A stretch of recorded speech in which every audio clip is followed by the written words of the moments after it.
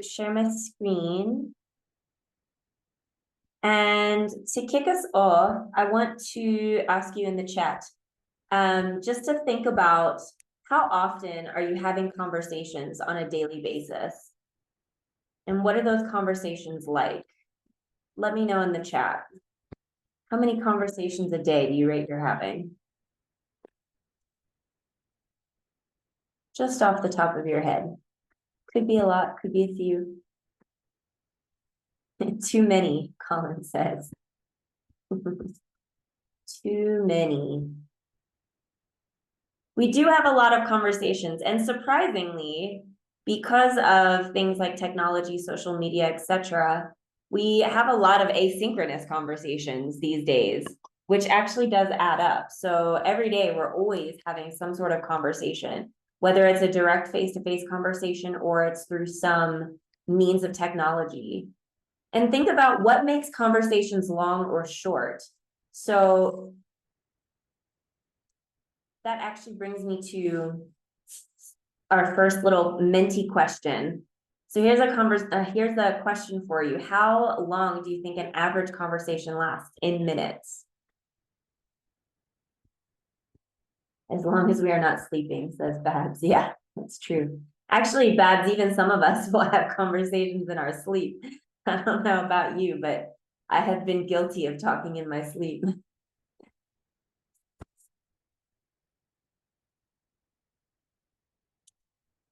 Sleep talker, Gianna. All right. Go ahead and I'll give you another minute or two or moment or two, not a full minute or two, but another couple of moments just to pop your responses into Menti. But yeah, how long do you think the average conversation lasts in minutes? You might be surprised. I see a lot of people are leaning towards these shorter answers. All right, I'm going to reveal the answer now. Okay, you ready? It's 29 minutes. 29 minutes is the average conversation in minutes. So what do you think it is that might make a conversation shorter or longer?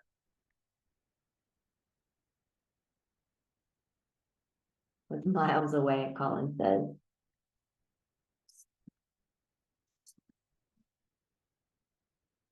What do you think it is that makes conversations longer or shorter? Ah, Marion, you're on to something there. Understanding or not, mutual understanding or not. Carolina says how well we know the person. Yeah. Topic of conversation. Yeah. How much we can relate. Yes. Depends on the person. And this is exactly what we're diving into today with effective communication, because sometimes a short conversation is warranted, and communicating effectively within a short period of time can be very important, especially in the workplace. Also, sometimes conversations last a little bit longer because there might be someone that you relate to, someone that you want to carry on the conversation with. It could also be longer because the understanding is not there. Marion says language barriers. Yes, definitely. Language barriers can cause the conversation to take a little bit more time. So it's important for us to understand how we're communicating and whether or not our communication is effective and what impacts our communication. Not just the length, but a lot of other things as well. So let's dive into some of this content so we can dig into this a little bit deeper. So first things first, our objectives today is to understand the foundations of effective communication, be able to apply practical strategies. So we'll go over some frameworks and some tools that you can use. We're going to talk about building emotional intelligence. Emotional intelligence, it's quite the buzzword in the workplace these days. So I'm hoping that I can break it down for you today in a way that really makes sense and in a way that you can apply it and start building and enhancing your own emotional intelligence. And then also adapting through feedback and practicing and applying your skills. So you will have your skills lab to practice and apply what you're learning today. And because this is quite a small group actually, so I encourage you to really have your cameras on, dive in, practice saying the words and practice using the things that we're going to go over Because when you practice in a safe space, it makes it that much easier to practice in real life. So, and I will say, you'll hear this from me a lot, actually, every time I'm lecturing. Practice builds confidence. And the more you practice, the more confident you will become in using these different communication strategies. And the more you put these frameworks, you implement them for yourself, even if it's in a practice space like this, the more you do it, the easier it starts to become and the more confident you become in it. So, all right, let's move on. So we're going to start with some I can statements. And this is our way of just sort of checking in to see where you're at and what you're feeling comfortable with. So this is how we're going to check our progress. So go ahead and pop into Menti, and you're going to answer yes or no to some of these statements. So select the statements that apply to you by answering yes or no for each one.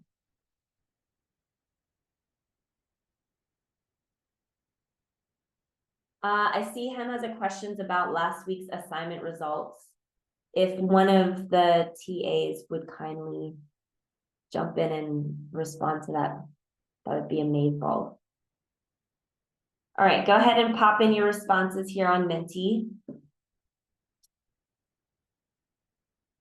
Which of these statements apply to you?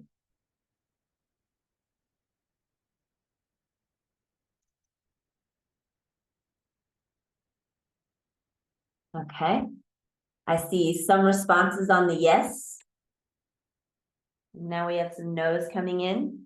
And I just want to point out, wherever you are right now, as we're starting out, is perfect.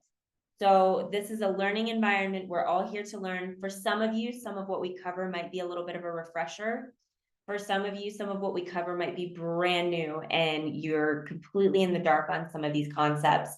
Wherever you are, that's perfect. My hope and intention is that by the end of this lesson, you know just a little bit more, or you've enhanced whatever it is that you already knew before you got here. So give yourself some space and grace in that sense, because it's okay if you don't know everything. All right. Okay. So we're a little bit on the lower side. So this is great. So you're in exactly the right place then, because we're going to go over all of these concepts that are in these I can statements right now. So if you are answering no to some of these, it's totally fine. We're going to go over it all today. All right. Let's move on. So how would you rate your ability to communicate effectively right now on a scale of 1 to 5, from not confident at all to extremely confident? And I want to point out again, if you're not feeling so confident, that's totally 100% okay. Confidence comes with practice, and you will have the opportunity in your skills lab today to practice. And I strongly encourage you to really go all in.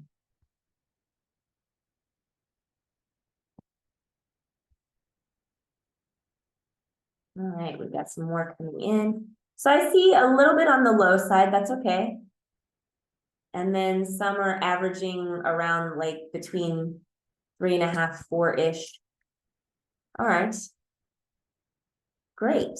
Okay. And again, practice builds confidence. So if you're feeling a little bit less confident, that's totally fine. Hopefully when you practice today, that confidence will go up just a little bit more.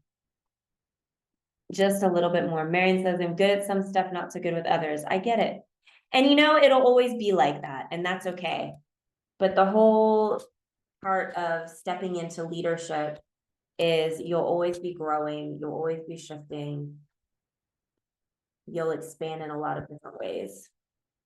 All right, so let's go over your assessment scenario. So you would have seen this in your assessment prior. So the scenario is, as the new warehouse manager overseeing packing operations, you've noticed that the staff seems unusually unmotivated. Employees are taking extended bathroom breaks, watching TV on their phones.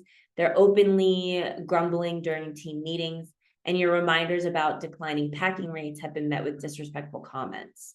You've implemented some changes and productivity improved for some, but not for others.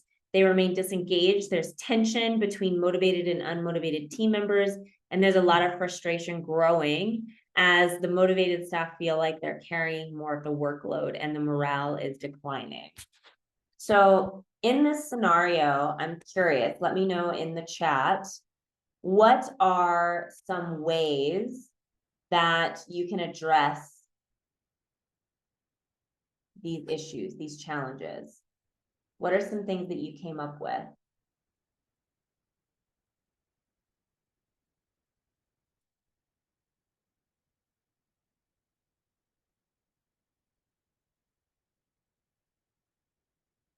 Or even what are some of the challenges that you recognize from this scenario?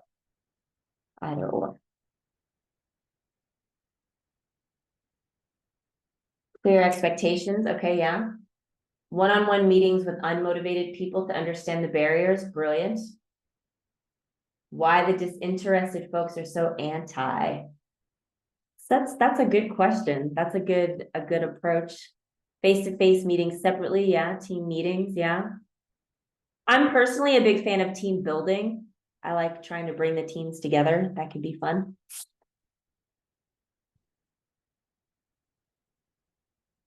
Team building exercises and games, including demotivated people in the decision making. Vasil, I hope I'm saying your name properly. That is a good approach as well. Creating that inclusive environment, that can be really important. So bringing up issues in a brief, not to single out, have one-on-one meetings and set rewards for high performing members. Yeah. Reward systems can be good. So incentives and rewards can sometimes be a good way to motivate people. It's also important that we understand our team members and what does motivate them, right? And so as we dive into this effective communication, we'll look at some different ways that you can approach really building relationships with your team members, because the stronger your relationship with each of your team members, the more quality performance and the more value you're going to gain from them when they're at work. So, all right, so let's look at some misconceptions. So when it comes to addressing challenges, these are some misconceptions that we often will find ourselves falling into. So one misconception when addressing challenges is that rules and consequences fix everything. So sometimes as a leader, our instinct is to crack the whip, so to speak, and think, oh, I'm gonna zero in on these unmotivated people, and I'm just gonna let them know that if they don't pick it up, they're gonna get a write-up, or they're gonna go on a PIP, or they're not gonna, be able to stay on this shift, or whatever the case may be. So we almost create like a threatening fear-based environment. We want to avoid that. Another misconception is that fixing individuals solves the problem. So we might be singling out what we deem as unmotivated staff, but actually these team members might not be unmotivated. They might be experiencing some sort of frustration that they haven't felt safe enough to voice to the team leader. So we want to be careful with that. And then a third misconception is that productivity issues are individual, not systemic. And if we look at a situation like this, it might not have anything to do with motivation. It might have something to do with the system itself.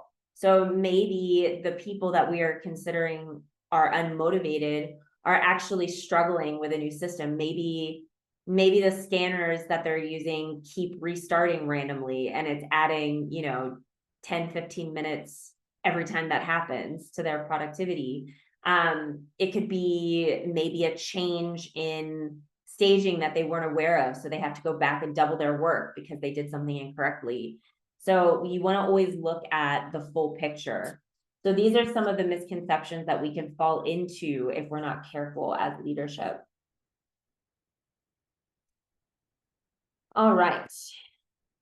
So thinking about these misconceptions, it's important to make sure that you are having those conversations. So all of the things that you all shared in here with having the meetings, genuinely appreciating the team, bringing up the issues collectively, getting a discussion going from the other team members, find out what the barriers are. These are all great ways to help ensure that you're not falling into the trap of these misconceptions. So you've all given some really amazing answers. So you're in a good spot so far. So that's awesome. All right. So if you could describe in one word what effective communication looks like to you, what would that be? Pop it in the chat.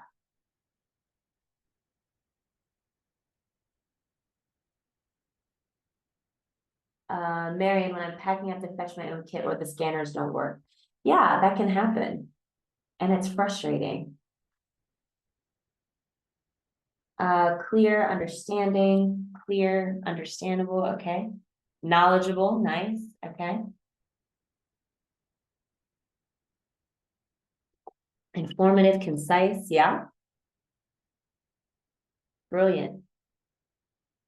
What else? What other words come up for you when you think of effective communication? Getting a positive result, give and take, yeah. Give and take is a big one, actually, and we'll talk about that, Pistia. We will talk about that a little bit. Because it really is a two-way street, right? Communication doesn't happen just one way. So even me now, I'm sitting here facilitating this lecture, but if I wasn't getting input from all of you, I wouldn't understand what your experience is of what I'm giving you. Concise, respect. Yeah, yeah. I think, Colin, you're saying empathetic. I think that's what you're saying based on that spelling. Knowledgeable, yep, that's the one. Okay, got you. I get it, I'm with you. Okay, brilliant. All right, well, so we've asked this question before, and this is a word cloud of some of the common words that we get when we are thinking about effective communication. And so one thing that you'll notice here is there's a lot of similar words here that you've all given in the chat. So empathy is a big one, rapport, understanding, clarity, trust, connection, focused, feedback. So there's all kinds of different ways to view effective communication. And if you'll notice, each of you had a different word that came up, and that's important to keep in mind as we're digging into effective communication further. It's important to understand that what one thing means to you isn't going to be the same for somebody else. And we'll talk more about that as we go through this, but it's really something that I want you to kind of keep in your back pocket, is that everybody has a different experience of certain information delivery. So even if you think you're being as clear as you could possibly be, the interpretation that the other person receiving the communication takes on might not be what you intended it to be, because we all understand things and interpret things differently. So that's important to keep in mind, especially when you're in a leadership role. All right. So let's talk about the two pillars of effective communication. We have two kind of ways or categories that we would put our communication under. So there's instructive communication, meaning we are delivering actionable messages that are aligned with goals. So instructive communication a lot of times is going to be written or spoken, and it's going to be probably some sort of a change that's being communicated, a process that's being communicated, something that we want them to do. So this might be something, if you're thinking about in the warehouse, like you're doing a huddle before your shift and you're trying to communicate various instructions about how to make it a successful day. That's your instructive communication. Then when we talk about feedback communication requires reflection and response. So we're either going to give feedback or we're going to receive feedback, and that is intended to improve understanding, to enhance performance, or to cultivate stronger relationships. And so feedback communication is probably what's going to be used the most when you're in a leadership role. Yes, there will be instructive communication, but even along with instructive communication, there needs to be an element of feedback communication integrated in. So feedback communication is really going to help make sure that there's a growth mindset within yourself and your team members. There's going to be continuous growth and improvement among your team. It's going to strengthen your relationships, and it's going to drive change. So turning challenges into opportunities for success, right? So instructive communication is more getting them to do something. You want to be very clear in your message. You want to make sure they understand, and you want to make sure that there is discussion and collaboration about how to get things done. And then feedback communication, there's going to be reflection and response and a lot of follow-up. We'll talk about the feedback loop as we go further in this curriculum. So when it comes to instructive communication, the way that we know that we're successful in our instructive communication is through clarity, so being clear and concise, influence, so we have the ability to foster trust, inspire others, and demonstrate respect to others to get them to feel motivated and inspired to actually do the things that we're asking of them. And then it requires emotional intelligence. So we're able to first manage our own emotions and understand our own emotions, and then be able to understand the emotions of our team members so that we can have strong and productive conversations on how to make sure that we're getting things done. So that way, whenever we are giving instructions, we know that not only are our instructions being received and understood, but they're being acted upon, right? So when it comes to feedback communication, it's going to be more receptiveness to feedback. So as a leader, it is so important to always be open to receiving feedback.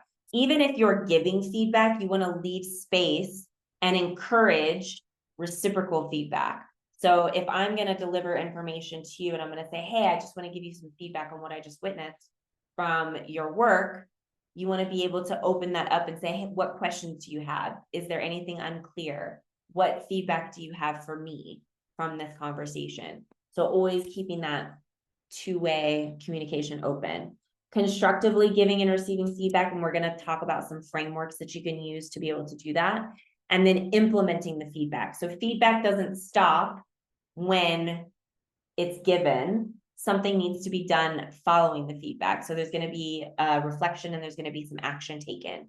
And we'll talk about that a little bit more in detail as we move on as well.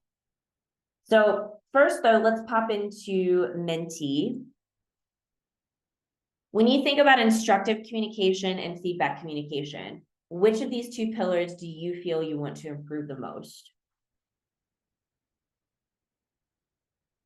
Go ahead and pop it in mentee. Oh, sorry, my watch is buzzing at me, telling me to move. All right, so instructive communication, feedback communication, looks like we might be half-half. Go ahead and keep responding. I'll give you another few moments.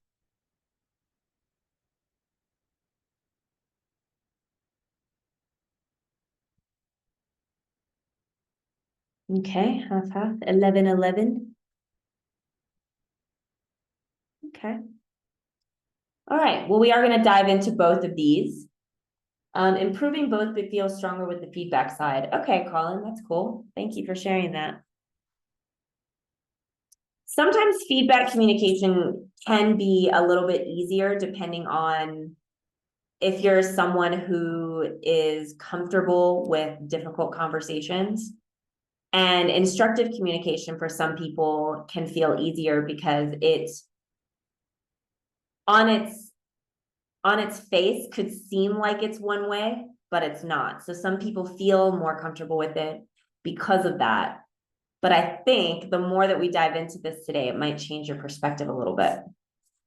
All right, so let's continue.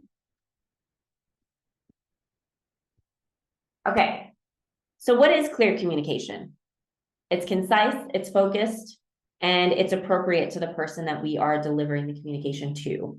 The reason it's so important is because it's going to reduce misunderstanding, it's going to build stronger relationships to increase collaboration on your team, and it's also going to enhance your credibility as a leader. So the more effectively you can communicate, the more people are going to trust you, the more people are going to buy into whatever it is that you're instructing them to do, and the more that they will perform for you on your team. So that's how you sort of inspire and influence people to do really well. Okay, so 7 C's of communication. This is one of your first frameworks that we are going to offer you to help with your communication, to make sure that it is clear, it's complete, and it's well received.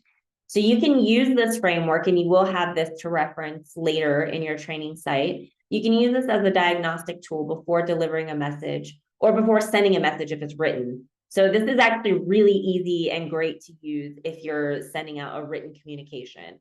And we'll talk about AI tools a little bit later in this lecture, but you could even use this as an AI prompt. So if you are putting together some sort of a message to be delivered to your team, you want to go through these 7 C's. So clear, concise, concrete, correct, coherent, complete, and courteous. So say all of those 7 C's 7 times fast. I dare you. All right. So the goal is when you're being clear to make sure that your message is easy to understand. That means using simple language that's tailored to your audience. Using fewer words to say more. So you want to be concise. You don't want to fill your messages with a bunch of fluff, with a bunch of filler words. You want to be very concise.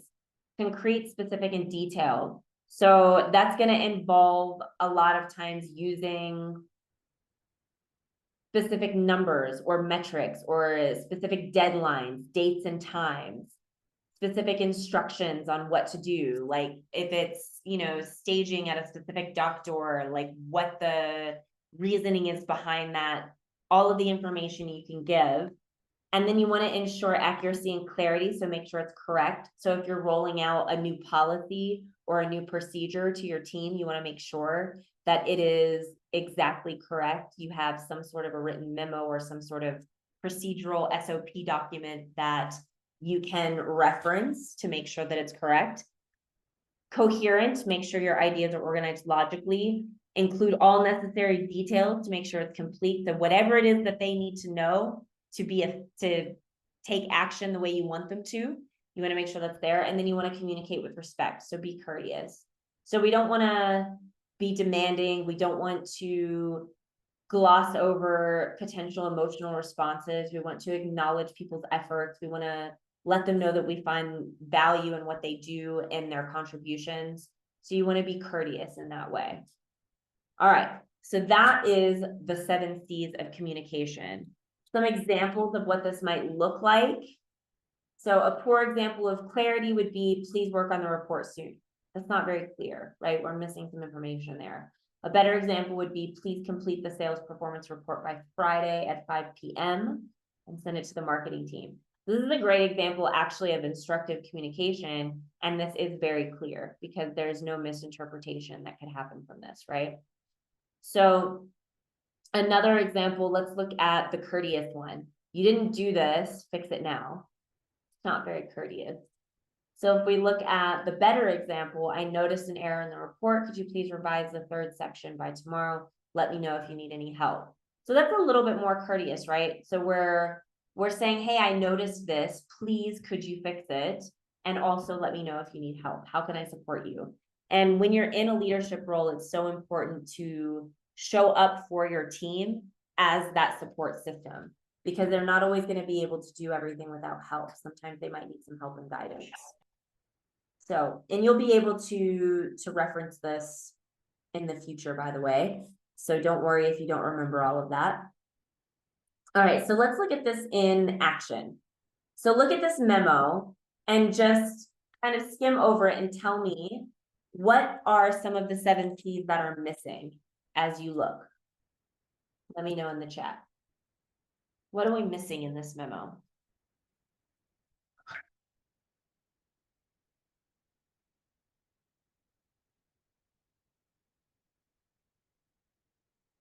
No concrete idea, not very courteous, yeah?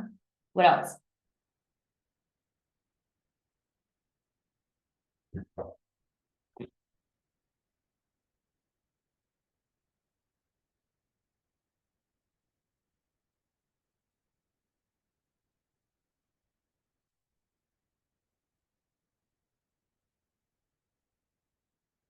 What else do you got? And if you scroll up, you can see Gianna put all of the 7 C's in if you're not remembering what all of them are. So that they are in the chat. No idea what's being discussed, what errors, what time. Yes, Marian, exactly. It's not complete. It doesn't explain what the errors are. Yep. Clarity, no data or facts. Not really said what specific errors. Yeah. So we're missing some of those specific details, right? Which is really important. And we also want to make sure that we're being courteous. So yes, Ruth, exactly, doesn't acknowledge the team's effort during peak season. And peak season is rough, right? There's really long shifts during peak season. There's a lot of loading and unloading and picking and repicking. And there's so many things involved when things are busy. ASAP is not professional. Yes, that is true.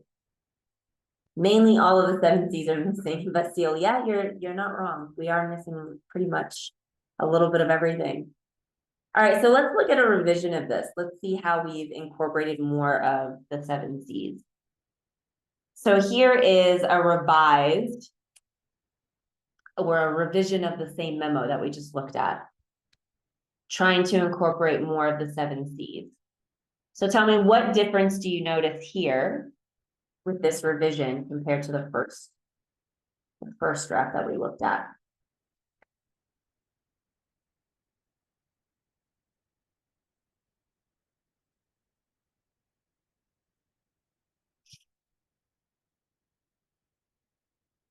More coherent, more precise.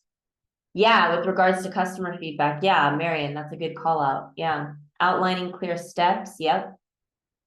What else? More clarity. Yeah. And you even notice just the format of this memo. So if you look at the previous one, it was basically just all one paragraph, right? But here, even visually, it's just easier to read. It's easier to digest because we've got this, immediate steps that we're going to take. We know what the action is. It's nice and bullet pointed. There's even bold letters here to let us know like what it is that we need to be looking at. Acknowledgement that the staff are human. Yes, very true. Clear message regarding the errors and the way to address the errors. Yep. Appreciation is shown. Yep. Appreciates work that was carried out. Yep. Yeah. And just that little bit of appreciation can change your whole mood when reading this message, right? So you're probably more likely to want to do work for this person who sent this memo as opposed to the first one. You might roll your eyes a little bit and cringe and be like, whatever, and not really want to do much of anything for that person. So it really does make a difference the way that you deliver your message. All right. So this is just kind of a breakdown of how we applied the 7 C's. And you can always go back and look at this in detail if you would like to. This information is in your training site. But this is just basically breaking down how each of the C's is being applied within this particular memo. But based off of everything you're giving me in the chat here, I'm getting the impression that you're understanding what this is. So you can see where these 7 C's were missing and how it looks different. Marion, yes, I totally get that. It would send you to the office to ask WTF. It's true. And this is why effective communication is so important and why that courteous piece should never be overlooked. We want to always make sure that we're including that. Always show appreciation and gratitude for your people. That will make you a much greater influential leader. All right. So to recap, clear communication, we want to be specific, we want to be comprehensive, and we want to be clear. So make sure you're tailoring your message to your audience. Make sure that you are leading with what matters most so that they understand, especially if we're talking about written communication, because the eye is going to be drawn to that very first little bit of the message. So you want to make sure that you're getting that important stuff right on the front. Making sure that all of your details are there. Answer the who, what, when, and where, and why. So that way nothing is missed. So consider all of those. And then make sure you're checking for understanding. So this is where that two-way street is, right? Communication is always coming from both sides. So make sure that you're encouraging questions, summarizing everything. And a great question that I like to ask, actually, if I'm delivering a message to a team, is ask them to repeat back what they are doing or what they heard. So just saying at the end, what is it that you're taking away from this conversation? What did you just hear? What actions did you just commit to taking today? What is the job that you're doing that we just talked about today? So get people to repeat back to you. So that way you know that they actually heard what you were saying. You would be surprised. We think that we're being clear, people receive the message, but the way that their brain interprets it might be completely out of left field compared to what we were trying to say. So it's so important to get people to communicate back to you so you know that the message you intended for them to receive is what was actually received.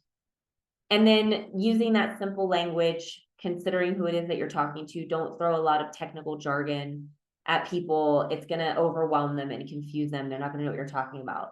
So make sure that you're keeping it nice and simple. And then, of course, actively listening. So if you are encouraging questions and feedback, you're actually paying attention. Never underestimate lack of understanding from those who do not want to understand. You know, there's something to that. A lot of people do want to understand. They just think differently. They're just different. Humans are very complex. We must remember this. When we are leaders, we're leading humans, and humans have a lot of layers. All right, so how do we influence as a leader? So when we're thinking about effective communication, what we are trying to establish is influence over coercion. We want influence over authority. So the idea of being a leader is not about using your position, power, or using your title as a means of getting people to do what you say. People are not going to perform for an authoritarian. They will perform for an influencer. So to influence, it's being able to motivate people towards a goal. It's being able to tap into what's important to them and aligning it with what's important to you, what's important to the company, the region, the enterprise, etc. So it just gets bigger and bigger and bigger. But that comes from being influential as opposed to authoritarian. So lead from the front, not box from the back. Yes, that's a good way to look at it. So this is going to help you to gain buy-in, to get commitment from your team. It's going to support decision-making. It's going to drive organizational alignment. So not only will your team be able to hit your goals on your team, whatever your KPIs and metrics are, but also larger scale organizational goals. So customer experience, profitability, things of that nature. That all organically spilled out, and it starts with you and your team and your ability to build that trust and to really be a support system for them and to motivate them to be high performers. All right. So when you are building trust, it's important that you focus on persuasion, not coercion. There is a difference. You want to make sure that you are fostering trust and respect. So being respectful to your people, that will earn the respect in return. So that's where, when we think about the 7 C's, that courteous piece is going to be really important, right? And active listening is a big part of that as well. We're going to talk about that a little bit deeper as we move through. But also engaging with ideas. So involve your team, ask them questions. So what we were talking about earlier in the chat with that scenario from your assessment, how to address some of those challenges that had come up. A lot of you mentioned speaking to the team, asking questions, find out what their barriers are, things of that nature. That is important for building trust so that you can be more influential with your team. Because when you involve them in the conversation and you actively involve them in making decisions and solving problems, they trust you, they believe that you have their best interest in mind, and they will buy into whatever changes, whatever policies, whatever requests you're making of them so that they will now perform for you. What problems do you think might happen with this change? Yeah, that's a good, yeah. That's good. That's a good example. And how can we deal with them? Yeah. Those are great examples. Is that Marion still? Yeah, Marion, thank you. Those are great examples. And that is really part of building that trust.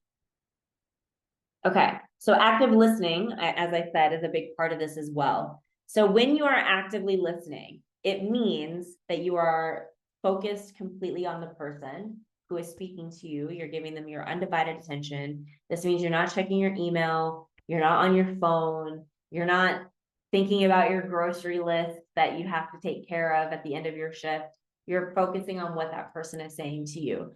You're making eye contact, you're nodding your head, showing them non-verbally that you are paying attention. Paraphrase back to them what you heard so you can make sure you understand. Ask them questions. You're not going to interrupt them. So I think sometimes, especially if it's busy, if you're in the middle of the warehouse floor, you're trying to get stuff done, and someone's telling you something, it can be really easy to try and interrupt them or speed them up. Like, oh, get to the point. We've got this going on, this going on, this going on. You've got to be able to give yourself the space and the pause, even if it means walking off the floor for a minute, just to make sure that you can actually pay attention. But it's so important to actually let them finish their thought before you interrupt. And don't assume you know where they're going with it. You might think that you know, but you don't always. So don't try and finish their sentences and then asking those questions, right? So that is active listening. The easiest way I feel, and you can let me know how this lands for you, but the easiest way to think of active listening is listen to understand, not to respond. So if you're listening just to understand what that person is saying, where they're coming from, who they are, then you are going to be able to actively listen a lot easier. So listen to understand, not to respond. All right. So digging in a little bit further, when it comes to persuading, influencing, making sure that we're getting the best out of our people that we are leading, this is another good framework that you can use.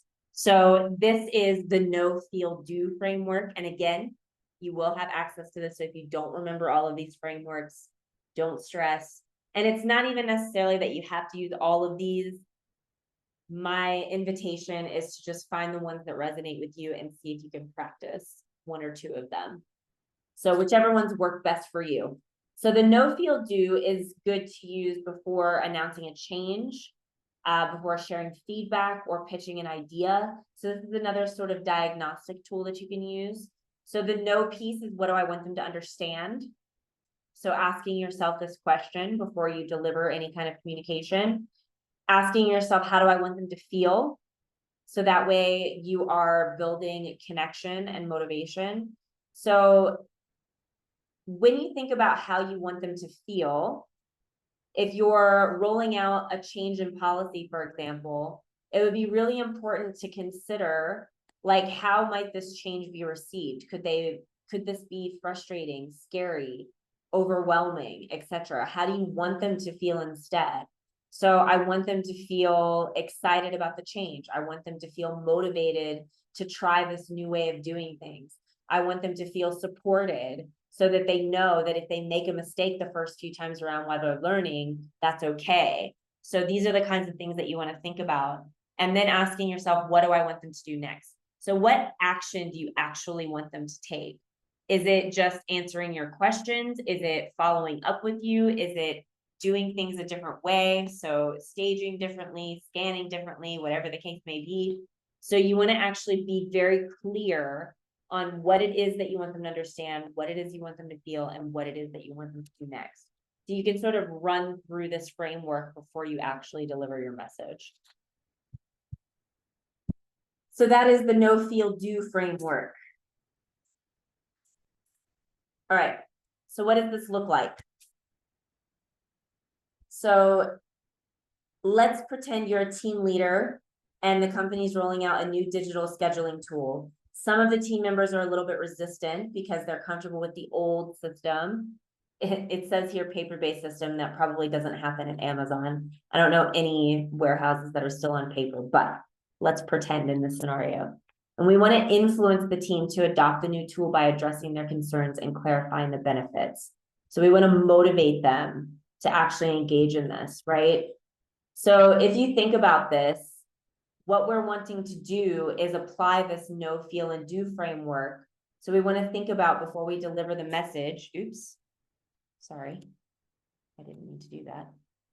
So before we deliver the message, we would want to go through these steps. What do we want them to understand? How do we want them to feel? And what do I want them to do next?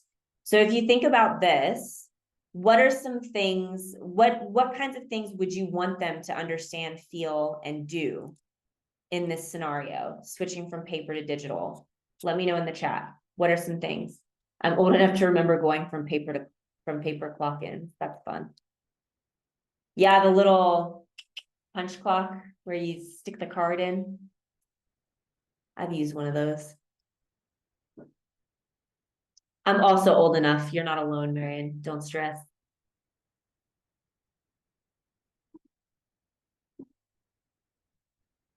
So what are some things? What would you want them to know, feel, and do in this scenario? Show them statistics from where the software has been piloted. Okay, yeah, Colin, that's a good idea. Explain why the change is important, Ruth. Yeah, that's brilliant.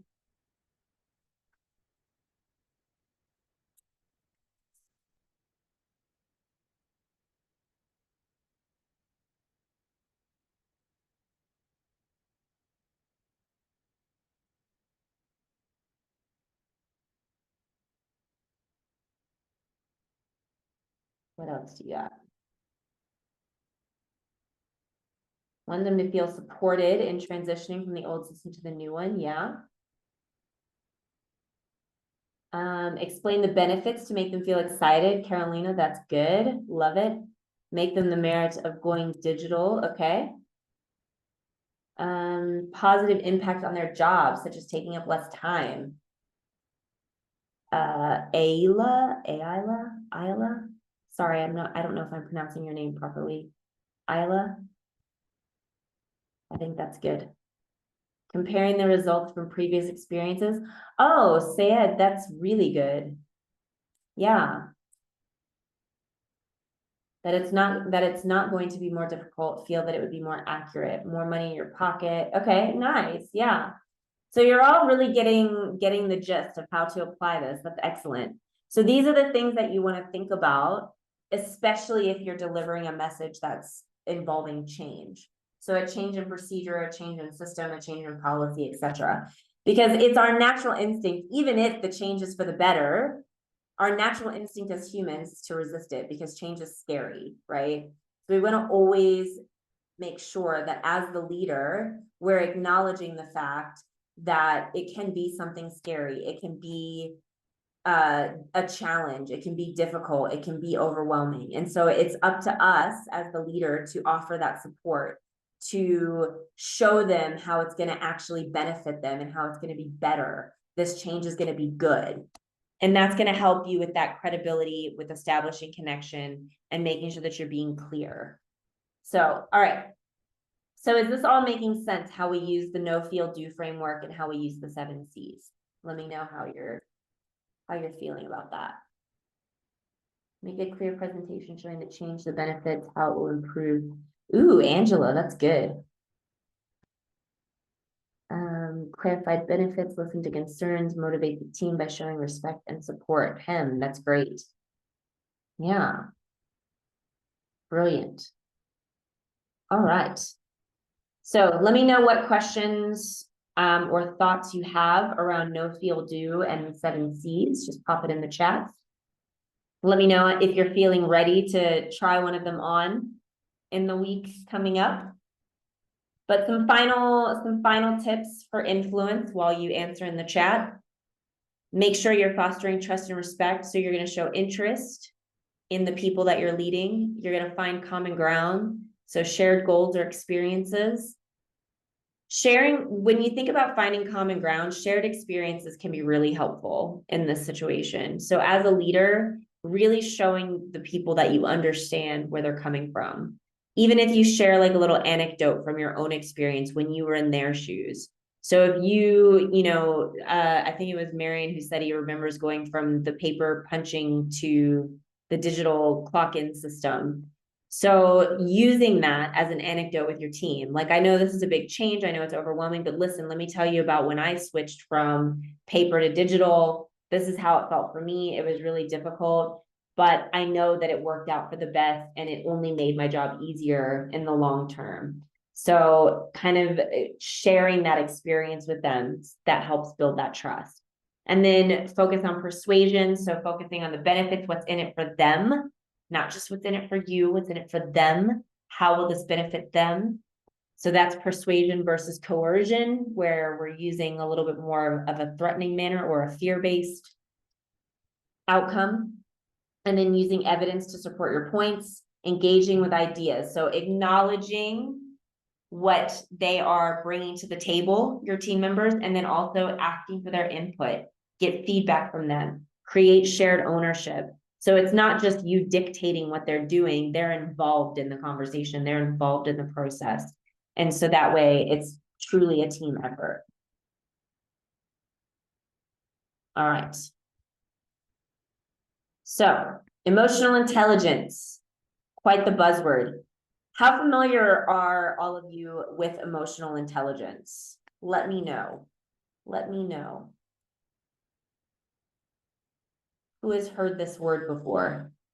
These days I get paid by the minute, not the hour. Interesting. So while you all tell me about your experience with emotional intelligence, let me just tell you the dictionary definition here. So emotional intelligence is basically the ability to recognize, understand, and manage emotions, both yours and others. So this builds stronger connections and it helps you achieve better outcomes. So I'm familiar. Yes, we talked about it a lot. It's quite a buzzword, actually. I think a lot of people have heard of emotional intelligence, but not everybody fully understands it. So it does help a lot. The more you can increase your emotional intelligence, the more effective you will be with your communication, the more effective you will be with building relationships and managing conflict, because you'll have such a better understanding of emotions, where they come from, what causes, what triggers emotional responses, and how to be more compassionate and empathetic for people when they have an emotional response. So if you were to give me one word, what does it mean to you to have emotional intelligence? Give me one word. Pop it in the chat.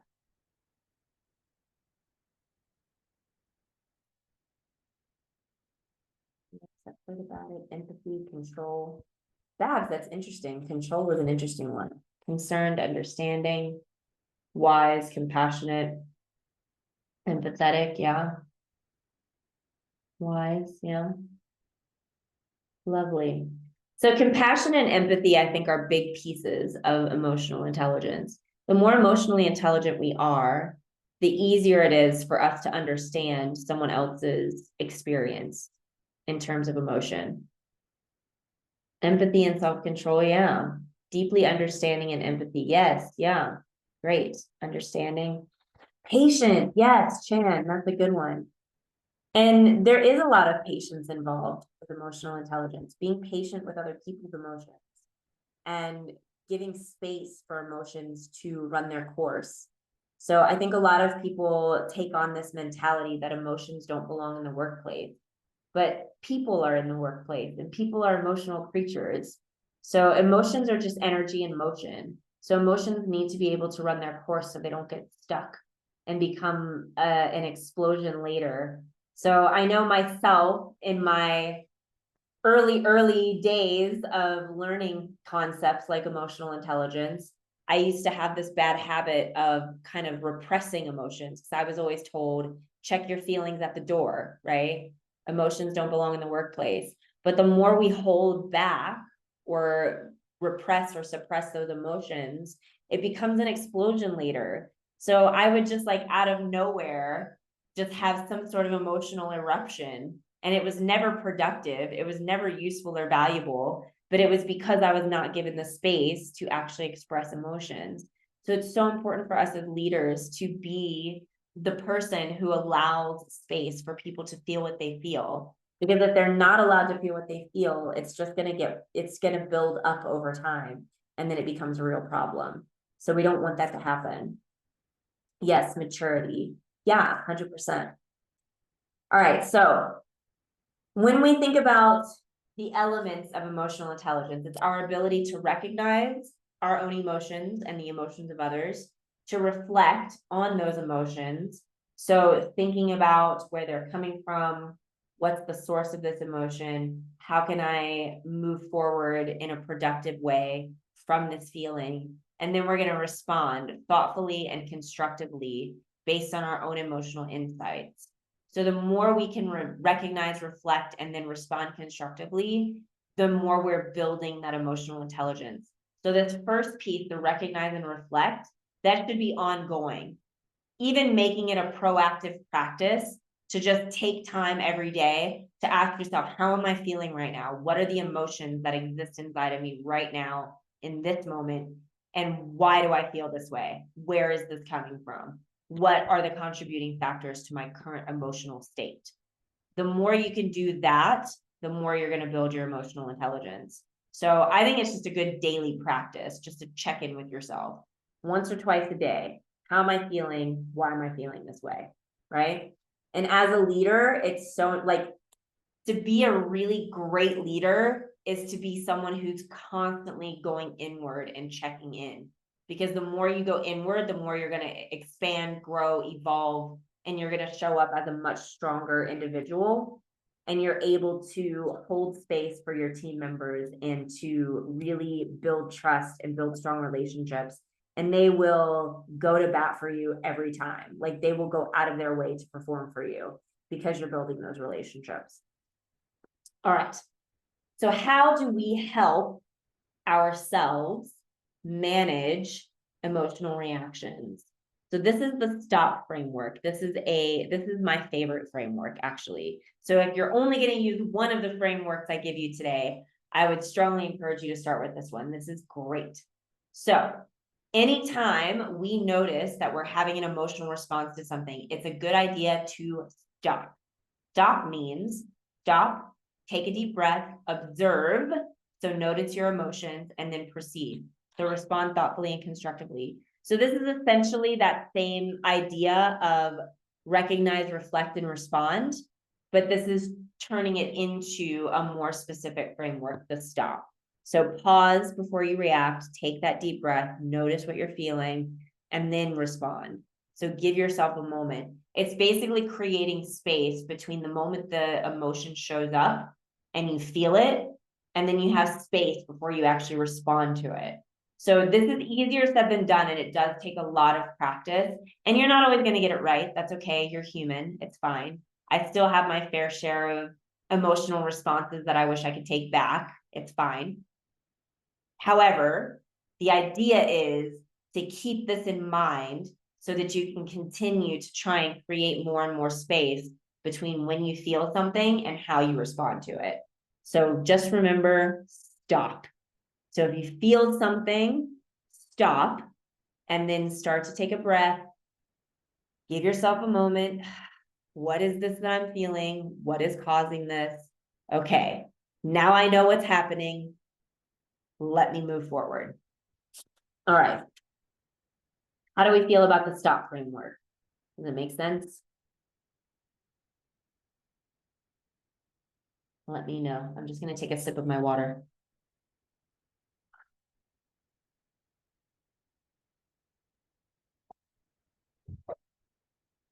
All right, thumbs up. Good. I love these gifts, by the way. Thank you for these. Good method to use when you're overwhelmed with workload. Yes, Carolina, that's true. This framework is just great for all kinds of stuff. But yeah, stop. I'm a big fan of taking a pause in all kinds of situations. So yeah, if you're overloaded, you're overwhelmed, if you're feeling challenged, this is a great framework to use in that context. What are the steps between observe and proceed? So there's no steps between observe and proceed. Like basically when you're observing, the idea is you're not trying to fix anything, right? You're not trying to get rid of the emotion. You're not trying to make it go away, but the awareness of the emotion and understanding what the root cause of the emotion is, like where it's coming from, then you will be able to respond more constructively because you've given it a minute. You've given that pause to kind of let the energy sort of calm down a little bit so that you can think clearly. So the thing is when we're in a heightened emotional state, like if I feel defensive because I feel like upset or angry or attacked or something like that, like when someone says something or does something and I feel a heightened emotional response, a lot of times what's happening is, first of all, we're making meaning out of what the person said or did. So we're taking it personally right off the bat. We're taking something personally that may or may not have anything to do with us. And then the other thing is we go into fight, flight, or freeze. So this might sound familiar to some of you, but like if someone says something to me and I'm like offended by it, like if they say, oh, your shirt's ugly, just using that as a random example, but if someone says that to me and I think, oh my gosh, they think that I have no style, that means that they think that I'm not valuable or I'm not good enough or they don't like me as a person.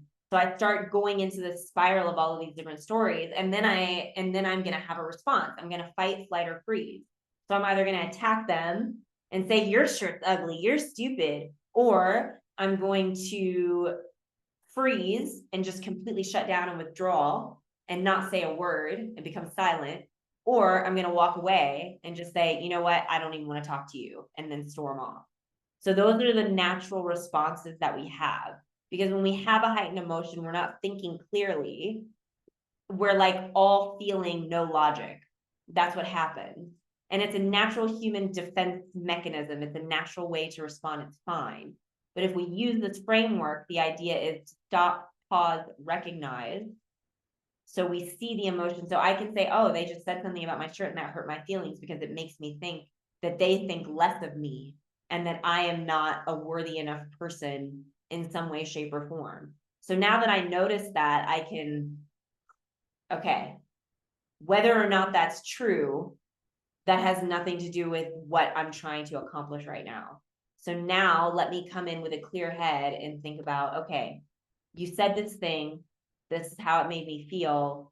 Let's find a way forward without continuing to say things like this that feel hurtful, right? So that's what we're trying to do. So does that, yeah, Ruth, I guess that would be, it's kind of like self-control. That makes sense. But Syed, does that help answer your question? Does that make sense? Like how that works? I hope that made sense. Marion, someone said something, it might be hurtful, but they meant it a different way. Yeah, that's true, Marion. That's so true. So a lot of times when people say things that upset us, 9 times out of 10, they're not intending to upset us. I mean, some people are, yes, we have to be, understanding that that does happen, and we're still going to try and have a constructive conversation with them.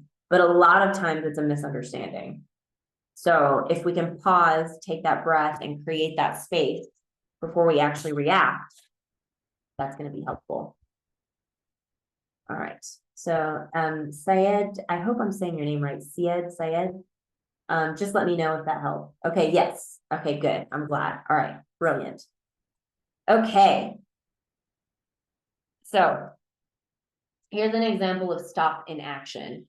So we've got Alex, who is resisting a change in the inventory tracking system. Alex thinks the old system is fine, and he's spending time sort of grumbling, complaining, not liking the new system, etc. So this is a great situation where we could apply that stop framework. Because I don't know about you, but for me personally, if I'm a team leader and I'm delivering instructive communication, and one of my team members interrupts and is complaining, like, oh, this is so silly, the old system worked fine, I don't like this, that is going to bring up emotion in me as a leader. And I'm going to be like, what is this guy's problem? Why is he just like trying to cause problems and throw negativity out? So all of these stories are going to happen in my head. That's normal. So I pause, I stop, I take a breath, recognize my feelings, and then I try and recognize Alex's feelings. What might he be experiencing? And then I can come through thoughtfully with a clear head. So rather than like attacking him or just ignoring him altogether, which actually that's my go-to. I'm definitely a freeze person. It's good to know where you're at and who you are and how you operate. I'm a freeze person. So I have to be very careful not to just get quiet and ignore what the person's saying. That's my instinct. My instinct is just try to pretend that he didn't say that and continue on with the meeting. So recognize that in yourself. And then as you go through this framework, you can now move forward constructively. Okay, Alex, I hear you. I understand you're frustrated. This is something that we can discuss at a later time. I want to support you through this. This is not the time or place, right?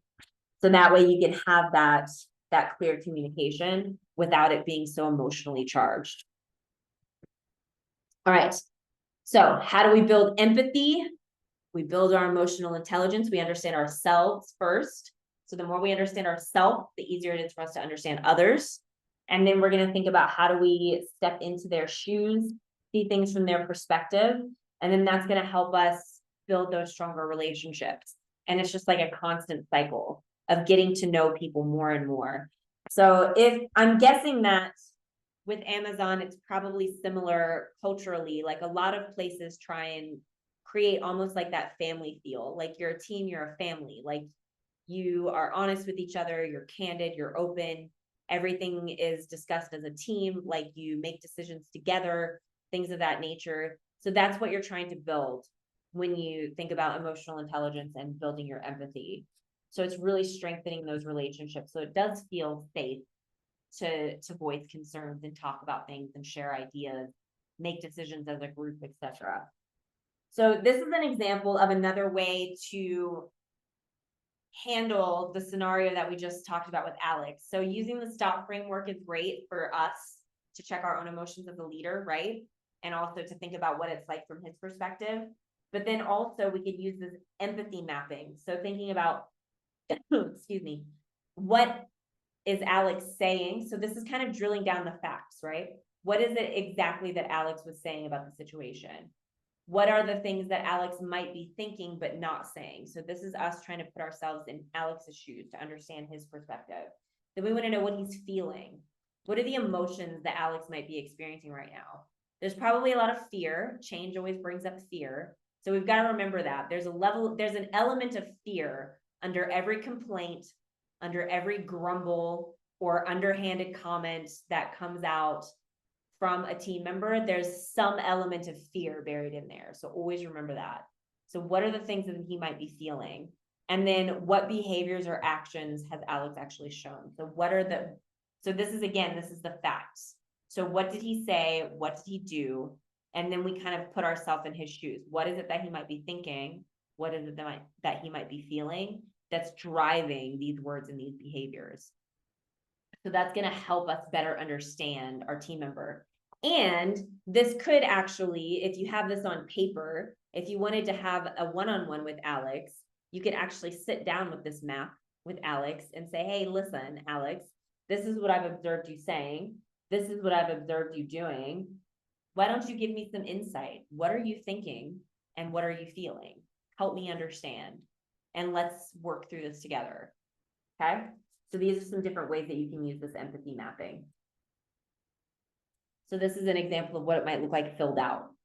So Alex says that it's unnecessary. The old system is fine. What he does is he's not engaging in discussions. He's not offering ideas. He's openly complaining in team huddles. And then what are the things he might be thinking? This is the important part. This is where empathy comes in. He might be thinking, this is going to slow me down. He might be thinking, I don't have time to learn something new. He might be thinking, I don't know if I can learn this. It seems too difficult. Then he might be feeling overwhelmed. It's peak season, holiday rush, etc. He might also feel frustrated. So it can be, and that's that element of fear, right? There's always a fear somewhere. So he might be thinking it's frustrating. And what if he doesn't catch on quick enough? And what if his performance metrics suffer? And what if that, I don't know if you have bonus structures at Amazon, but what if that means that his metrics won't be high enough for a holiday bonus? And that's going to literally ruin his holiday. So these are things that people might be feeling. So it's really important to stop and think about that so you can better understand where they're coming from. All right. So some final takeaways for emotional intelligence: recognize, reflect, and then respond.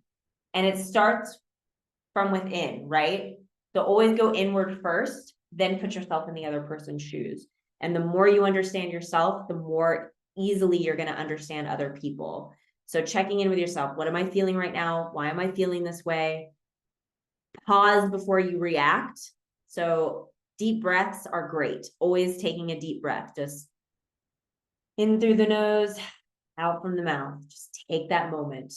Let your head stay clear so it's not full of emotional charge. I'm a big journal person. If you have a journal, write this stuff down on a daily basis. Like if you notice throughout the workday that something happened that caused you to feel emotionally charged, take some time later that day to write it down. What happened? What was I feeling? Why was I feeling that way? How did I react? Would I want to react differently if this happens again in the future? So document this stuff. If you don't have a journal, I strongly encourage you to get one. I firmly believe every leader should have a journal. It's so valuable. You'd be shocked at what can change just from writing things down. All right, so when you respond, you're going to adapt your communication so that it's being sensitive to the emotional state of others, show that empathy, make sure that you're being constructive, and then always seek feedback. Ask people how they felt about the conversation, what would they like to see done differently next time, etc. So always seek out that feedback. Everything's two-way when it comes to communication. All right, so let's review. These are our effective communication tools. We've got the 7 C's, we've got the know, feel, do framework, and then we've got the stop framework. So these are your main tools that you have for effective communication. So let me know on a scale of 1 to 5 in Menti, how confident are you in applying these tools in a real world scenario? Oh, brilliant, Gianna. I love that journal. That's great. I love those stickers. All right, so hop on Menti. On a scale of 1 to 5, how do you feel about each of these tools?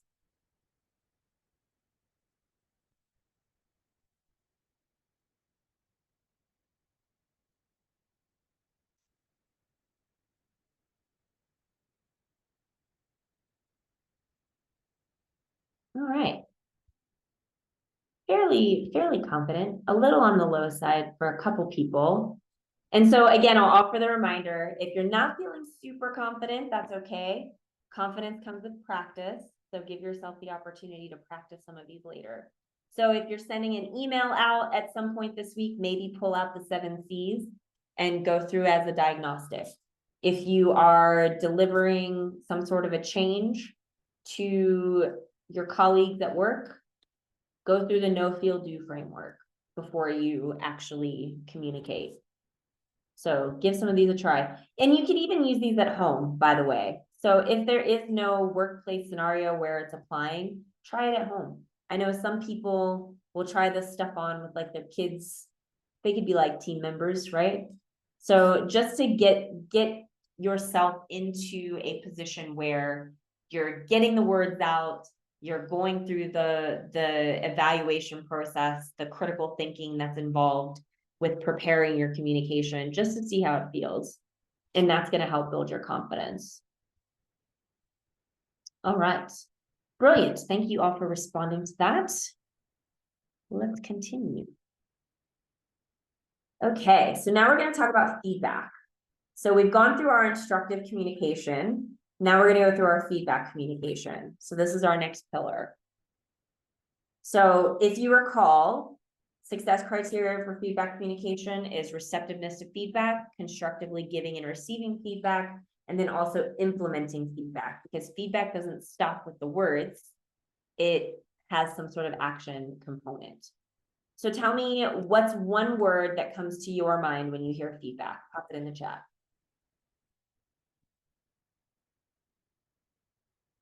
Marion, I could be a bit quick to become frustrated. That happens. That's not so abnormal. Some of us are like that. And that's a good thing to reflect on too, Marion. So thinking about what is it that causes you to get frustrated? What are the meanings that you make? So a lot of times when we feel frustrated or upset or we get a little hot-tempered, it's because there's something inside of us that we're telling ourselves about ourselves. There's some sort of internal story that we're creating from the situation. It's really important to understand that about yourself. Open, constructive. Oh no, it's judgment time, Marion says. It's understandable that some people could think of feedback that way. Evaluation, updating, acceptance. Okay, yeah. Understand, yeah. So, and there are a lot of different ways to think about feedback. So personally, I like to think of feedback as a gift. So feedback, whenever someone is giving you feedback, on some level, that person genuinely believes that what they're giving you is valuable. The same as a gift, right? Sometimes we don't like the gifts that we get. I don't know about any of you, but I have certainly gotten my fair share of not so great gifts. But what do I do when someone gives me a gift? I still say thank you. And I still show appreciation because they believed that it was something that I would find valuable for whatever reason. They might have been completely off, but that person genuinely was trying to add some sort of value. So if you are getting feedback from someone, I invite you to always keep in mind that feedback is a gift and that person is genuinely trying to offer you something of value. It might not always come in a wrapping that we like. We might not like the way it's delivered. We might not like the way that it's given, but the content is intended to have some sort of value for you. All right. So that's a good way to think about feedback. Okay. So when we are tapping into feedback for our own growth as leaders, the feedback loop that we're following is we get the feedback, we reflect on the feedback, we then take action on that feedback, and that's what helps foster growth. And then we're going to follow up with the initial person who gave that feedback, and we're going to ask for more feedback. So we're going to say, hey, I listened to what you told me. I thought about it. These are the actions I've taken. This is what I've learned from taking that action. You tell me, is this what you were intending when you gave me this feedback, right? So if the feedback is on my performance, then I would sit and reflect on it. Then I would take some sort of an action. And then I would think about, oh, okay, what am I learning from this? This is a different action than I normally take. Oh, and I can actually see my performance numbers are going up. So that's good. That means I'm improving. Let me go now back to the person who gave me the feedback and say, hey, you gave me this feedback on my performance. Look at my numbers. I think it's working. What do you think? And then get some more feedback. So I don't recall any constructive feedback beyond my packing rates. So thank you for sharing that, Marian. And this is another thing I want to point out. And this is why, because you're in this program, you have a leg up, right? So not everybody gets to learn how to deliver feedback effectively. And not everybody's gone through this program. So you might get some feedback that doesn't necessarily fit the way that we're teaching you to give feedback, right? But what's great is you're learning how to have emotional intelligence and how to pause and regulate your emotions so that you can focus on the content of the feedback, not necessarily the delivery. So not everyone is going to be as good at delivering feedback as you will be after going through this lecture. All right. So number one, be receptive to feedback. So make sure that you are using that stop framework if emotions come up. Pause, listen, and listen to understand, not to respond. So resist that urge of like defending or explaining or justifying. You want to just listen, reflect, and understand. And then you're going to reframe feedback as an opportunity always. Like feedback is an opportunity for growth. Feedback it's a gift. It's something that you can use. And if it's something that doesn't necessarily land, I mean, you know, you don't have to hold on to gifts forever. If I no longer find value in the gift I was given, I won't keep it. So you want to try it. You want to give it a go, take action on it, see what you can learn from it, and then move on. Get more feedback. So it's always an opportunity. All right. There's always steps that you can take. So here is an example of putting feedback into action. So scenario is a report was reviewed, it lacked depth and detail, needed to support your recommendations, the analysis didn't include enough data to justify your conclusions. So what is your initial reaction to this message? Go ahead and share with me in the chat. This is one of those examples of where maybe the content is hidden underneath a delivery that maybe doesn't feel so nice, right? So let me know your initial reaction to this.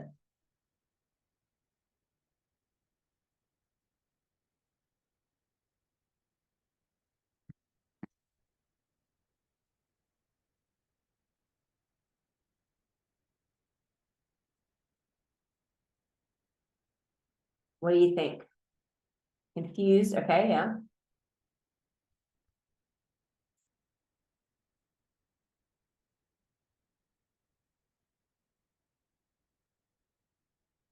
Dismayed, doesn't feel good. John, that is great. Yes. And see, this is exactly the thing.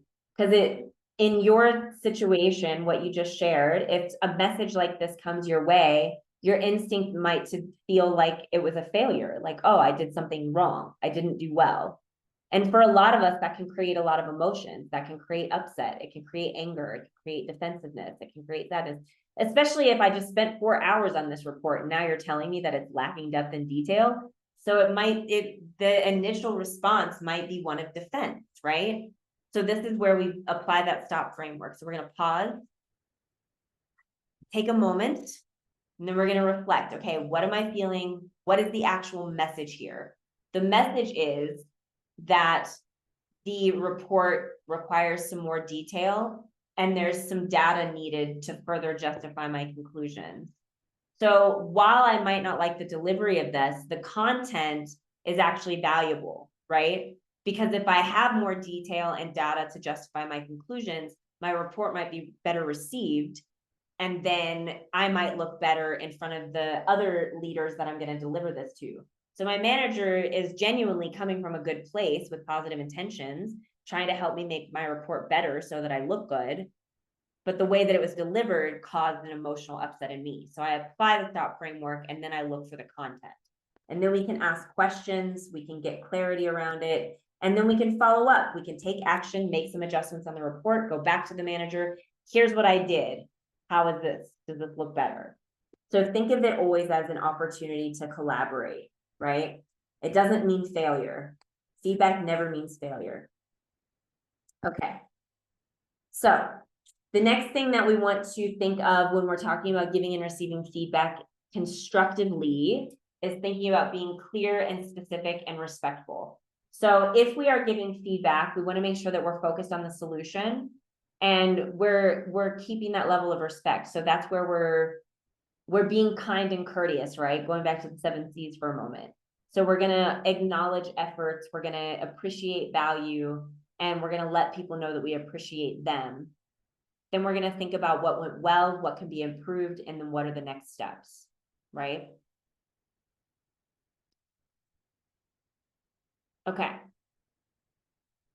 So we are going to save that kind of activity for skills lab. So I'm going to skip that. The group is a bit too big. All right. So let's think about this. Moving forward, what is going to help you stay calm and open when you're receiving feedback? Or what has worked for you already, either or? Let me know in the chat. Taking a deep breath. Okay, brilliant.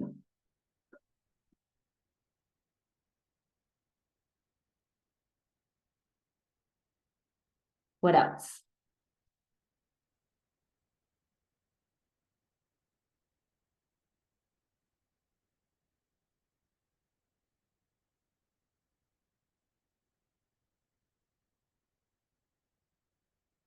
Remembering that it's about the work and not me as a person. Yes, that's good. Yeah. Thinking is an opportunity for improvement. Yeah. Good listening and paying attention to details. Try to see the good in each feedback. Yeah, that's great. Understand that the person has good intentions and care about my development. Brilliant. Every human has their own way of thinking and saying things. 100%. That is so true.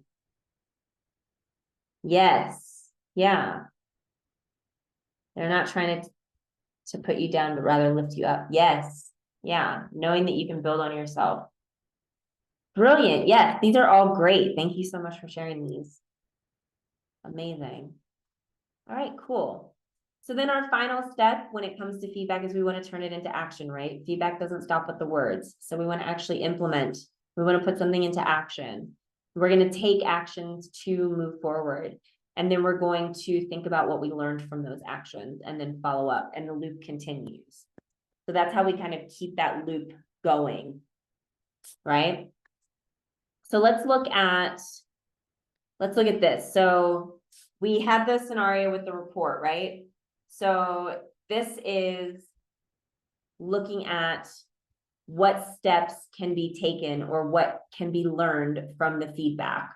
So this says your report contained valuable information, clarity and structure could be improved. It felt disorganized. It made it challenging to follow your key points. Consider using headings and logical flow to make your arguments easier to understand. So this is the feedback that you're getting on your report, right? So tell me, you don't necessarily have to give me 2 steps, but tell me 1 step that you could take action on if you're given this feedback. What's something you might do based on the feedback that was given? Even if it's asking a question first, that's okay too. But tell me what you would do if you were on the receiving end of this feedback. Have a sip of a drink while you evaluate. Cute. Acknowledging matter of understanding word. Okay, nice. Let's see it. Thank you. Could plan my report better so the structure is laid out in a more cohesive way. Yeah. Ask what specific data they feel was missing. Yes, that's good, Marion. Definitely take it and work on it to improve. Yeah. And if you look, like an immediate thing that I'm noticing is it says consider using headings and a logical flow. So, oops, I didn't mean to click that. So if I'm thinking about actionable change, like right away, step 1, I could add headings. If there are no headings on my report, I could add headings. That's an action, right? Find out what data is required. Yeah. Explain the data and the relevance. Yeah. Brilliant.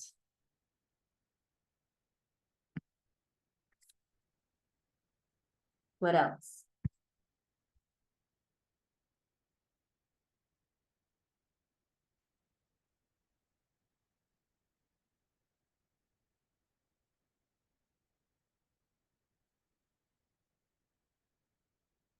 All right, I still see some people typing, but I'm going to go ahead and move on, but please feel free to finish your thought. So, okay, yeah. Review the structure, yeah. Outline necessary data. Oh, nice. Okay, yeah. Check the layout, make it chronological. Good. Ooh, all right. See, and that is putting your action plan together. So these are the things that you'll do when you're getting feedback. So again, like if we think about feedback in action, it's this full loop, right? So we're going to get the feedback, we're going to listen, we're going to reflect on the feedback, we're going to take action, we're going to improve, and also think about the growth aspect. We're going to need to reflect, what did I learn from this? Right? So taking the feedback, putting it into action, what did I learn? And then you're going to follow up, and the loop continues on and on and on. Feedback is ongoing. It never ends. Okay. So when we're giving feedback, we want to make sure that we're being specific and respectful, focusing on what's actionable, offering support, especially as a leader. We want to make sure that we're offering support to our people. When we're receiving feedback, we want to listen to understand, not to respond or defend or justify. And then we want to clarify, ask those questions, get more information, and then always turn it into action. So remember to be receptive to feedback, apply that stop framework if you're feeling emotional, so that way you can have a clear head, get through that fight, flight, or response, fight, flight, freeze response instinct that comes through. So giving yourself that pause so that you can keep your head clear and be productive in your responses. All right, and then a bonus is to seek ongoing feedback. So if you are not in the habit already of constantly asking for feedback, I strongly encourage you to start getting into that habit. Even today, after the lecture, if you go find some person in your life to get immediate feedback from, I say go for it. And then you can sit and use your stop framework and pause and reflect and take action, etc. So you can actually go through this feedback process today. And then always making adjustments based on what you're seeing, right? Okay, so let's check in. How confident are you on a scale of 1 to 5 to apply the full feedback cycle and to use feedback to improve communication and collaboration with your team? Go ahead and pop it in the Menti.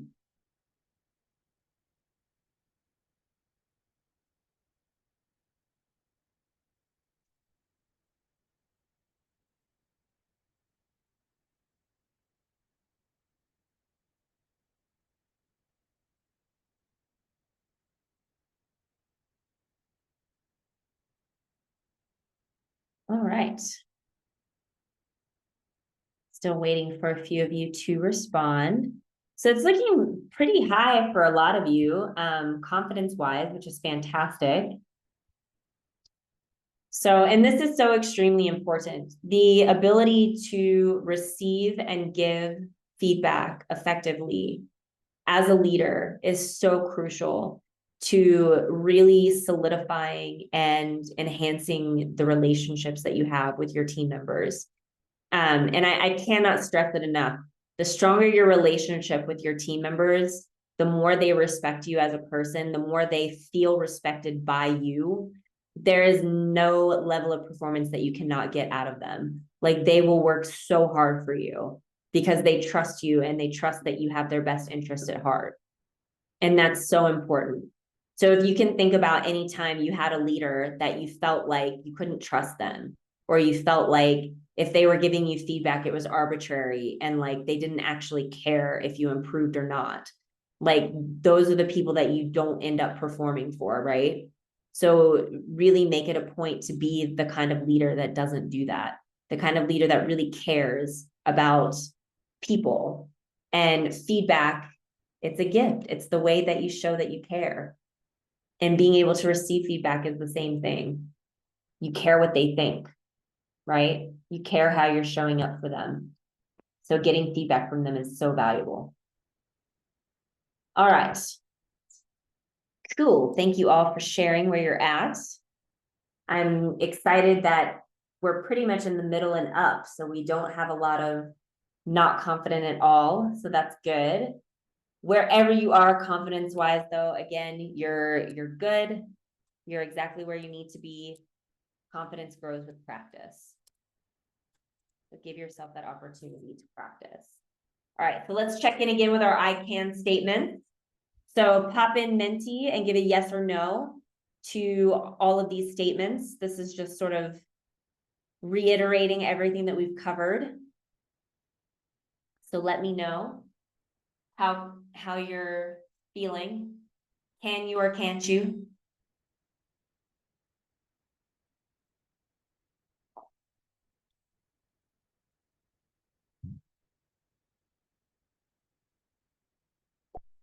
Okay, I see some yeses.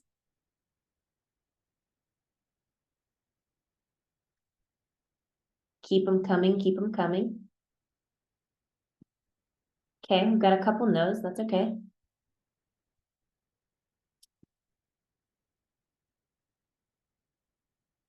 Oh, and actually, you know what? I'm noticing a typo on that top question. It's 2 pillars of communication, not 4. So instructive and feedback communication.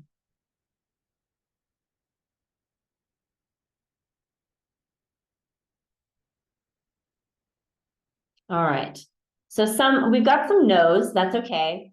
So a reminder, you can revisit this information, this lecture, the slides, things of that nature are in your training site. So if something's not quite landing, I know that we've covered things pretty quickly in the time that we have, and some of these concepts are pretty complex. So it does take a little bit of time for them to land and absorb. So please do go back and revisit. And we will also have a deep dive on effective communication later in the program as well. So we'll go a little deeper into this stuff. So it's okay. If you're still a no, that's totally fine. But I do encourage you to go back and revisit some of this stuff so you can absorb it a little bit more. Sometimes we just have to go over things a few times. Repetition helps. So give yourself that time to go back and revisit. And always, always practice. Practice is going to help with that confidence. All right. Cool. So speaking of practice, let's talk about your reflect and grow exercise. So the assignment is divided into 2 steps. The pre-submission is actually applying some of the things that you've learned. So you're going to identify an area for improvement depending on the given context. So, pardon me. So basically what this means is you don't want to wait until the end of the week and put in your final reflection on the site without actually having applied some of this stuff. So over the next few days, over the next week, you want to actually take one of these skills from this lesson, observe how others are using that, or observe yourself using these frameworks. You can do this in the workplace or in your personal life, either or, but take the time to go through this. So try it a couple times, try one or two of them if you can. So actually put some of this into practice in the days ahead. Then you will actually go set aside 15 minutes at the end of the week and put everything in by the due date on the 29th of August. So what I want to be sure you avoid doing is don't wait until August 28th at 11:59 p.m. and think, oh shoot, I have to do my reflect and grow exercise. And then you try and quickly put something together so that you can submit the assignment. Actually take some time to try and put one or two of these into practice, and then sit and reflect on how you felt about it. What did you learn about yourself in the process? What did you learn about the people you're working with when you tried this out? How did your communication come out differently than it normally does when you put one of these into practice, right? So that's how you do your reflect and grow, because you're actually going to reflect, and as a result, you will grow. Make sense? Any questions on any of that? Hopefully you're good. Let me know in the chat. All right. So another great tool that you have available to you is AI. Does anyone here use AI?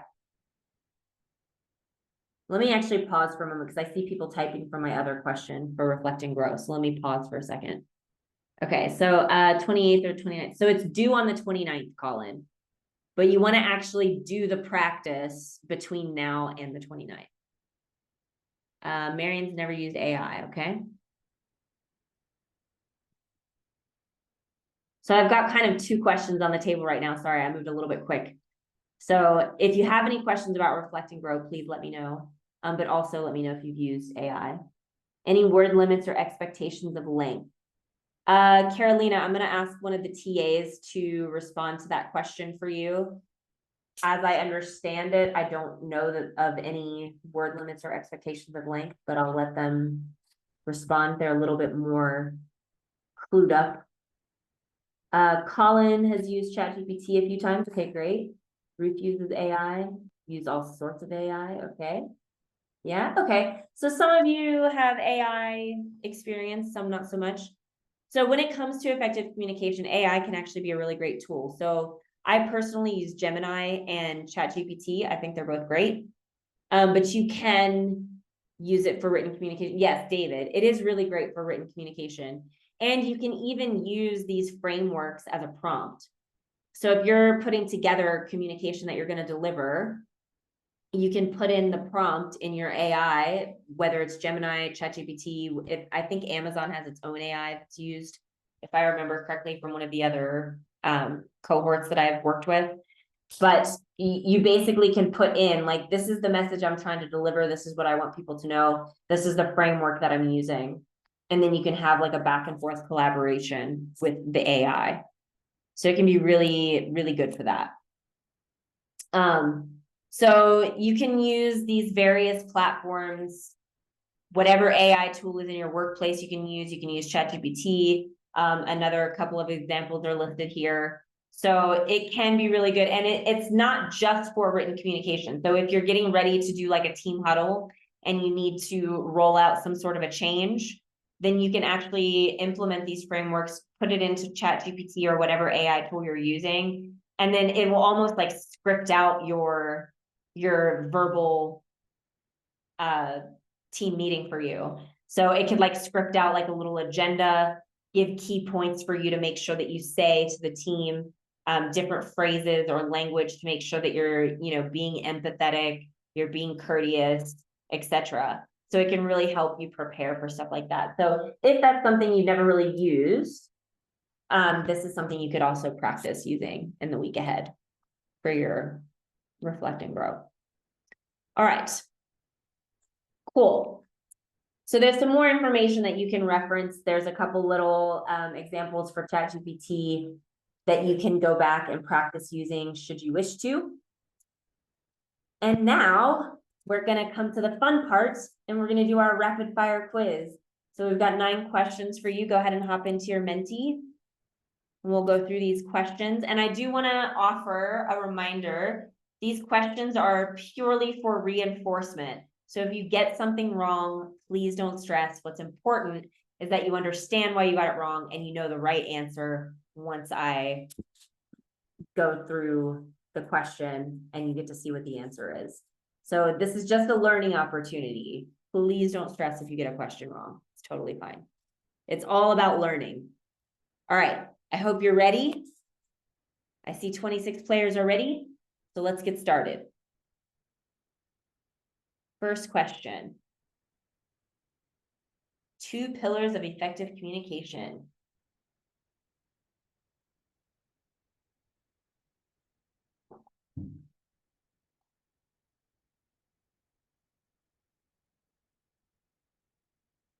It's all about those quick responses. All right. Yes, instructive and feedback. Those are our 2 pillars of effective communication. Well done. All right, let's get the next one. True or false? Remember what we talked about with influence versus authority?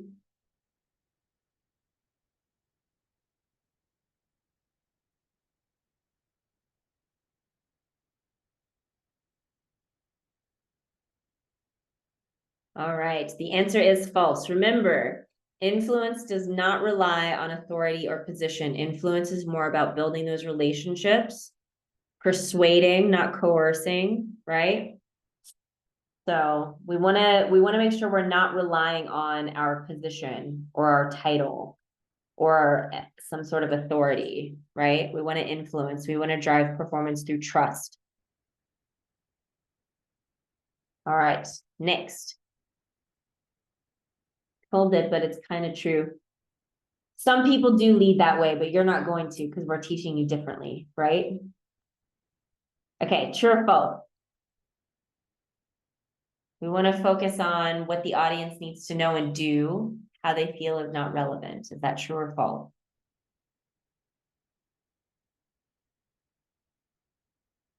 Correct, it is false. Yeah. So their feelings do belong in the workplace, despite what some old school thinkers might say. We need to let people feel their feelings. It's all about embracing that humanity. Humans will perform when humans are allowed to be human, right? Okay, let's look at the next one. Emotional intelligence is primarily about controlling others' emotions in the workplace. Is that true or false?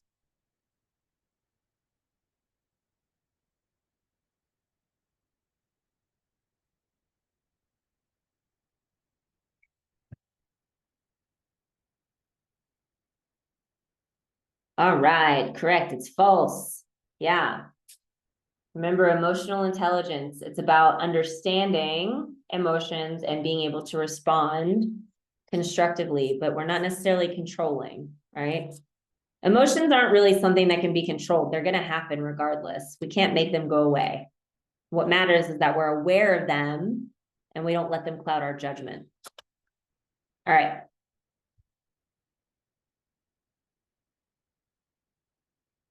What is the framework that's going to help with understanding, feeling, and action?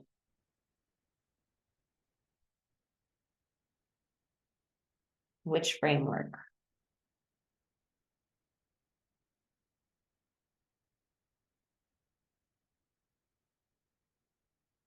Yay, yes, it's the know, feel, do framework.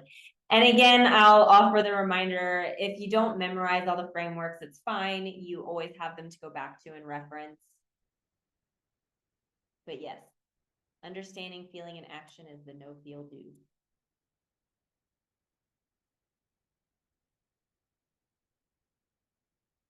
Which of the following best demonstrates the 7 C's of being specific and detailed? So which one of these is specific and detailed? Think about that memo scenario from way earlier in the lecture. Nice, well done, yeah. So making sure, so this is giving us all of that who, what, where, when, and why, right? That's what we need. That's what we need. Okay.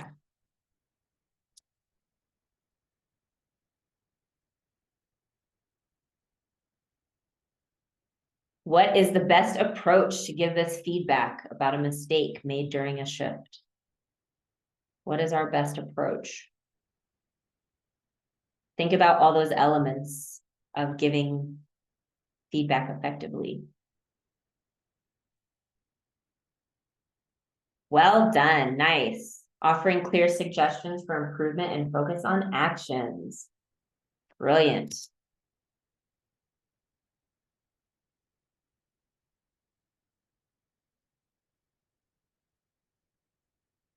Okay, so what is the tool that helps us understand someone else's perspective? So remember that grid that we used with Alex, who was complaining about the change in the inventory system. Nice. It was the empathy map. So again, if you don't memorize all of these tools, it's okay. You'll have them to reference later. But yes, the empathy map was like that 4-square grid where you can think about what's being said, what's being done, what might that person be thinking, and what might that person be feeling. So that way you can understand their perspective. It's kind of fully immersing yourself in that other person's experience so that you can understand where they're coming from. I knew the grid forgot the name. Colin, that's okay. It's okay. At least you know what it is. All right, so in a meeting, someone's comment frustrates you. What is the emotionally intelligent way to respond in the moment? What do we do? Remember that stop framework. Nice, well done. Take a moment to breathe, observe, and then respond, right? As opposed to punch them. Yes, Marian, that would be what we want to avoid. Nice. Okay. All right. Here comes our leaderboard. Who is our winner? Yay, Carolina, well done. Woohoo! Awesome. All right, well, thank you all so much for your engagement and your participation. I really appreciate it. I'm excited for you all to go out and practice some of these frameworks. Remember, the confidence comes with practice. So don't jump in and do your reflect and grow submission without actually putting some of this stuff into practice. See how it feels, see how it goes. And yeah, thanks again. I'll turn it over to Manuel for break time.